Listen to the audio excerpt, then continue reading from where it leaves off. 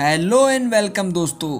आज बात करेंगे नए मोटर व्हीकल एक्ट के रूल 139 और 158 के बारे में। ट्रैफिक नियमों के अनुसार यदि आपके पास RC registration certificate, driving licence, insurance, pollution certificate और परमिट नहीं है तो आपका चालान काटा जा सकता है।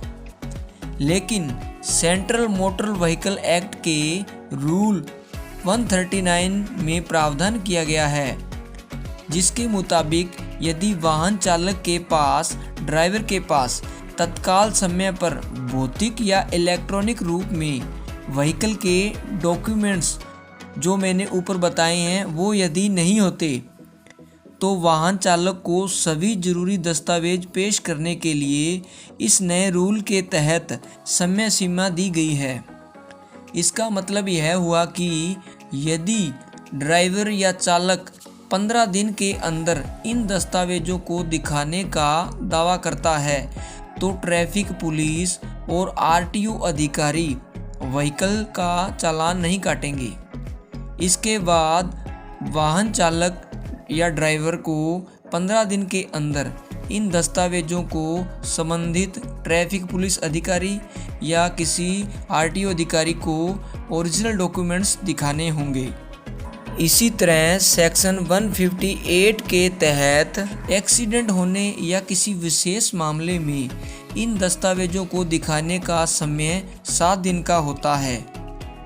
अगर ट्रैफिक पुलिस गैर कानूनी तरीके से आपका चालान काटती है तो चालान भरना अनिवार्य नहीं है। इस प्रकार गैर कानूनी तरीके से काटे गए ट्रैफिक पुलिस के चालान को कोर्ट में चुनौती दी जा सकती है।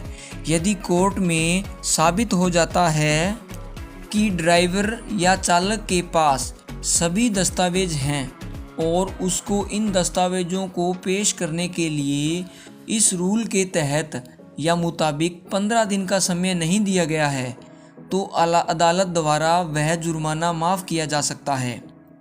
लेकिन इस नए नियम की एक शर्त यह है कि सभी दस्तावेज जिनका चालान काटा गया है वह दस्तावेज चालान कटने की डेट से पहले के होने चाहिए। इस प्रक्रिया के लिए आपको प्रत्येक दस्तावेज पर 100 रुपये का शुल्क देना होगा।